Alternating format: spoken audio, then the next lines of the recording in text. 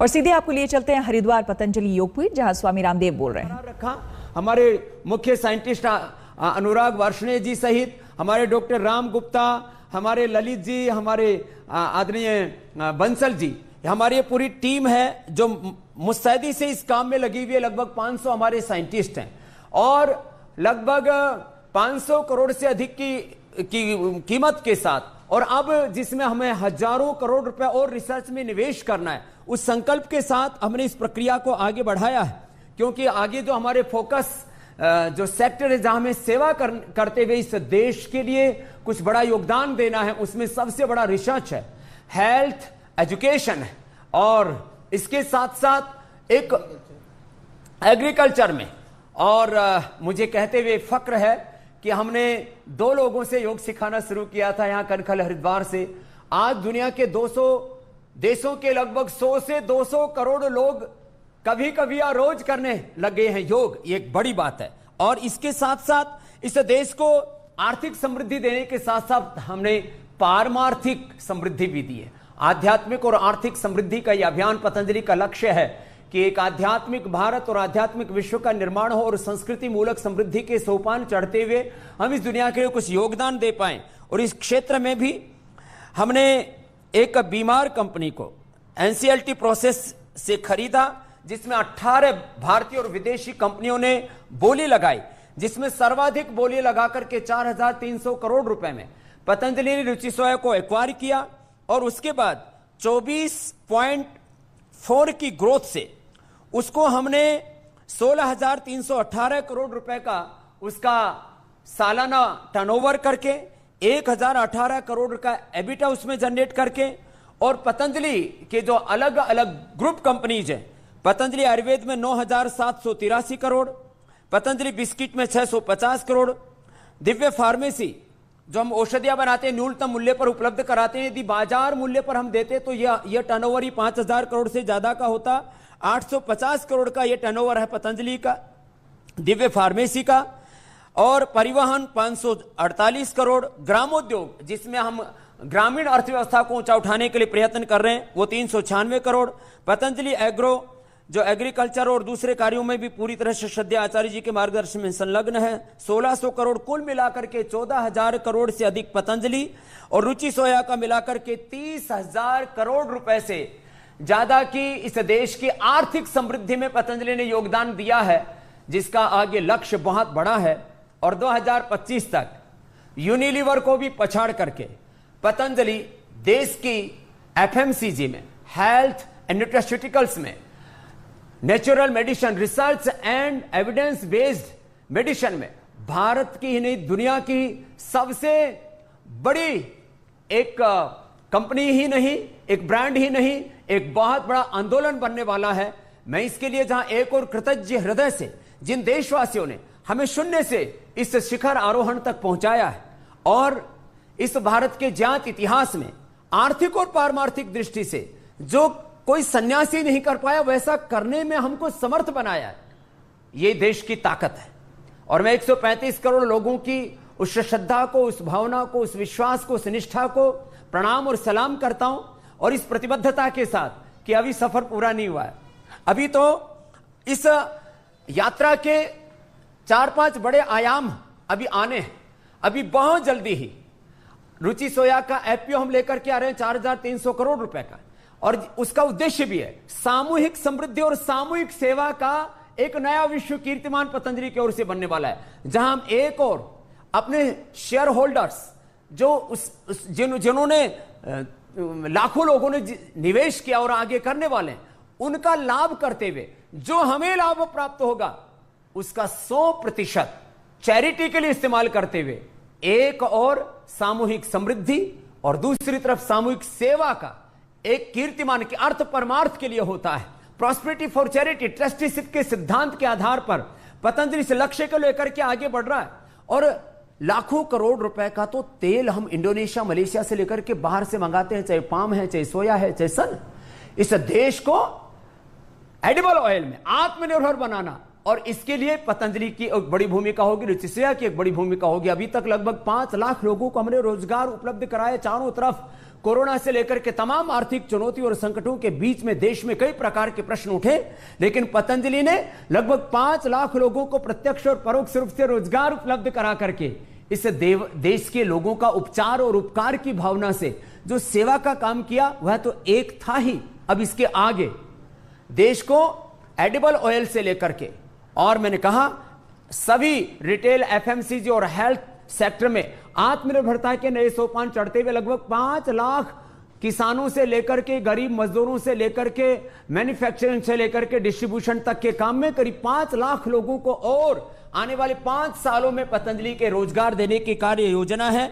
और रिसर्च के साथ साथ हेल्थ और एजुकेशन में भारतीय शिक्षा बोर्ड और 1 लाख विद्यार्थियों की क्षमता के साथ, जहां दुनिया के 200 देशों से बच्चे आकर के यहां पढ़े और एक्सपो कैम्ब्रिज हार्वर्ड से भी बड़ा जो हम तक्षशिला नालंदा का उदाहरण देते हैं, वो एक पुनः उस स्वर्णिम युग की पुनः प्रतिष्ठा के संकल्प के साथ 1 लाख से ज्यादा बच्चों का एक विश्वविद्यालय, वो आने वाले 5 से 10 वर्षों में एक बहुत बड़े स्वरूप के साथ उभरेगा।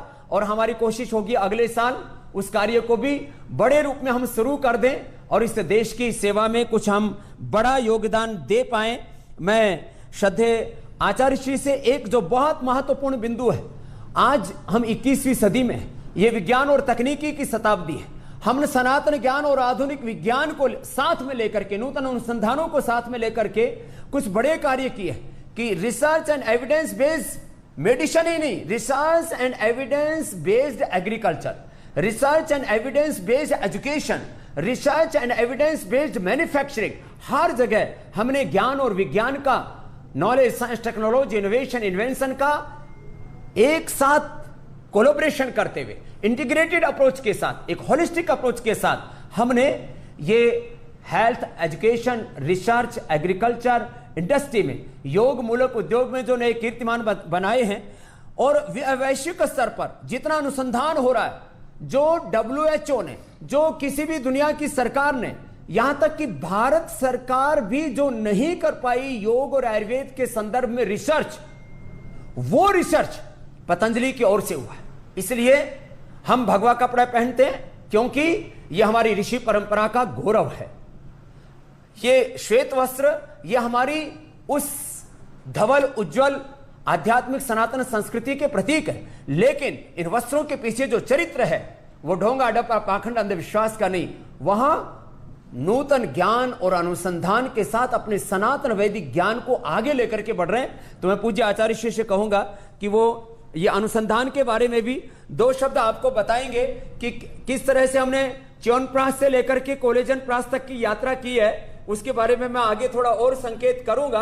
तो अनुसंधान के कितने पेपर पब्लिश हुए हैं, किस इंपैक्ट के हुए और क्या कार्य योजना है, मैं पूज्य आचार्य से कहूंगा कि 2 शब्द इस संदर्भ में कहें। श्रद्धेय स्वामी जी ने जैसे बताया, हमारी जो साइंटिस्टों की टीम यहाँ पर है और पीछे आप देख रहे हैं हम रिसर्च लैब में खड़े हैं। ये तो एक छोटा सा पोर्शन है उसका। ये एक पोर्शन है जहाँ पर आप देख रहे हैं। और अभी तक हमारे जो इंटरनेशनल जो टॉप लेवल के जर्नल्स हैं, यदि मैं बात करूं तो हम लोग 500 से ज़्यादा ये टॉप लेवल के जितने भी रिसर्च पब्लिकेशंस हैं, हम लोगों ने अलग अलग इनको कॉपी के रूप में, हार्ड कॉपी के रूप में भी प्रिंट किया है। हमारी वेबसाइट में भी आप देख सकते हैं, कोई भी विजिट कर सकता है और कोई भी विजिट कर करके देख सकता है। और मुझे ये कहते हुए खुशी है कि पूरे भारतवर्ष के अंदर आयुष मंत्रालय के द्वारा या अन्य संस्थाओं के द्वारा जो कार्य किया जा रहा है, उसमें यदि वॉल्यूम देखेंगे, संख्या देखेंगे तो बहुत सारे पेपर हैं। करीबन आयुर्वेद योग के ऊपर 60,000 के लगभग अभी तक रिसर्च पेपर छप चुके हैं। परंतु यदि क्वालिटी की बात करें तो हम 30 इम्पैक्ट के लगभग रिसर्च जर्नल्स में, टॉप लेवल के जर्नल्स में,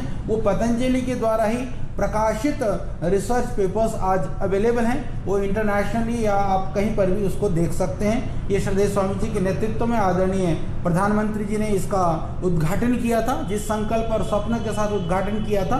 हमें प्रसन्नता है और हमारी पूरी टीम, क्योंकि इंफ्रास्ट्रक्चर होने से भी रिसर्च नहीं होता, पर इंफ्रास्ट्रक्चर की भी जरूरत पड़ती है। तो बायोसेफ्टी लेवल 2 लेवल का ये रिसर्च लैब है। यहाँ पर in vivo, in vitro, animal हर तरह की फैसिलिटीज़ है।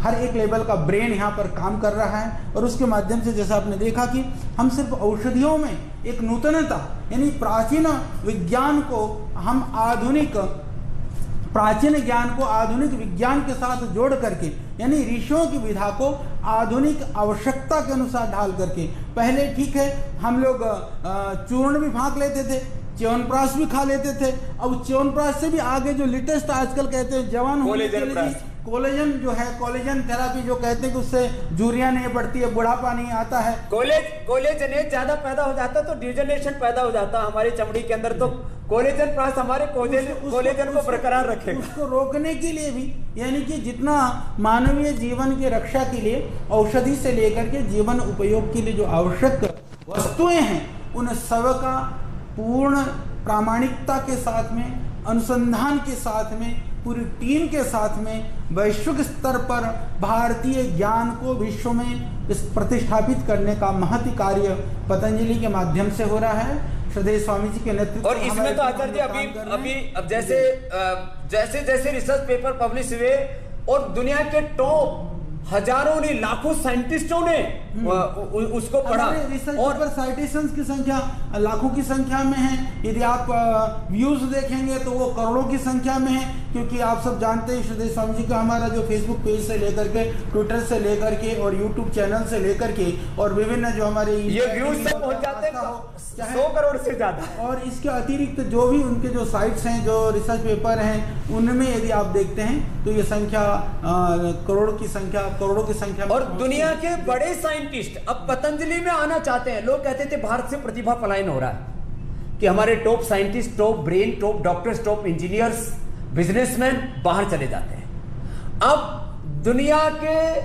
बड़े टॉप साइंटिस्ट अलग अलग फील्ड में जो नेचर के ऊपर काम कर रहे हैं, जो प्रकृति और संस्कृति प्रेमी है, और इतना ही नहीं, प्रकृति और संस्कृति प्रेमी ना हो तो भी उनको लगता है कि हमें यदि अपने प्रतिभा का कहीं सही उपयोग होगा तो पतंजलि है। ऐसा करके पूरी दुनिया के सैकड़ों साइंटिस्टों ने अपने रिज्यूम हम पतंजलि को भेजे हुए हैं कि हम पतंजलि में सेवा देने में गौरवान्वित अपने आप को महसूस करेंगे। ये कीर्तिमान पतंजलि ने बनाया है। तो मैं आज बहुत विनम्रता के साथ इस बात को, इस संकल्प के साथ वापस दोहराता हूं कि आज पिछले 45 साल योग और कर्मयोग करते करते, योग करते और कराते कराते, मैं आज अंत में इस बात को कहूंगा कि योग इस समय का सबसे बड़ा स्वास्थ्य धर्म है, इस समय का सबसे बड़ा सेवा धर्म है। क्योंकि योग से जहां एक तरफ हमने लाइफस्टाइल डिजीज, दूसरी तरफ जेनेटिक डिजीज और तीसरी तरफ इनक्यूरेबल डिजीज, जो एंक्लोजिंग स्पोलाइटिस है, टाइप 1 डायबिटीज है, ऐसा लियामा ऑटोइम्यून डिजीज से लेकर के ब्लड कैंसर और क्रिटिकल कैंसर के 3rd और 4th स्टेज तक के कैंसर के पेशेंटों को बचाए, उसका पूरा साइंटिफिक डेटा बैंक हमारे पास में। करीब आज पूरी दुनिया में डेटा की बात की जाती है, हमारे पास में करीब 10 करोड़ से ज्यादा लोगों का योग का डेटा, करीब 5 करोड़ से ज्यादा लोगों का आयुर्वेद का डेटा, और योग का देखा जाए टोटलिटी में प्रत्यक्ष और परोक्ष तो करीब 100 करोड़ से ज्यादा लोगों का डेटाबेस हमारे पास में है। और उसके आधार पर हम ये बात कह सकते हैं कि जहां एक और WHO और पूरी दुनिया की सरकारें मिलकर के जिन बीमारियों का मात्र कंट्रोल कर पा रही थी, उन बीमारियों को जड़मूल से मिटाने के लिए, उनको निर्मूल करने के लिए, जब मैं कहता था बीपी, शुगर, थायराइड, अस्थमा ये क्योर हो सकता था तो पूरी दुनिया में शोर होता था। आज हमने करके दिखा दिया है कि कपालभाति, अनुलोम विलोम, भ्रामरी, उद्गीत, शीतली, शीतकारी करके, लौकी का जूस पी के, मुक्तावटी और बीपी ग्रिट खा करके आप बीपी को क्योर कर सकते हो। आप वापस अपना योग के जरिए complete expression, complete balance, rejuvenation और अपना कंप्लीट डिवाइन ट्रांसफॉर्मेशन करके बीपी को क्योर कर सकते हो। अस्थमा जो इनहेलर ले रहे थे, जिनको लंग फाइब्रोसिस, सार्कोडाइसिस हो चुका था, उनको हमने श्वासारी क्वाथ, गिलोय, नीम, तुलसी का क्वाथ पिला करके, श्वासारी गोल्ड दे करके हमने अस्थमा को क्योर किया। पीड़ानिल गोल्ड ऑर्थोकिट जो साइंटिफिक में कह रहा था, research and evidence based medicine हमने दे करके अर्थराइटिस को क्योर कर दिया हमने।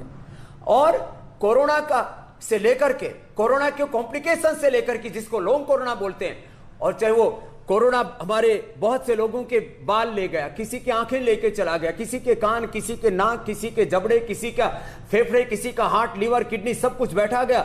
हमने फैटी लीवर 1 से 2 वीक में लोगों का ठीक किया। हमने लिवर सिरोसिस तक, ये बड़ी बात है। और कितने रुपए में?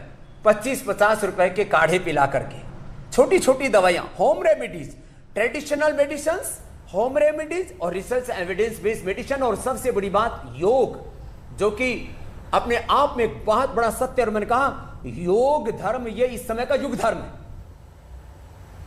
हम रुकेंगे यहां पर एक छोटे से ब्रेक के लिए। बने रहे हमारे साथ, देखते रहिए आज तक।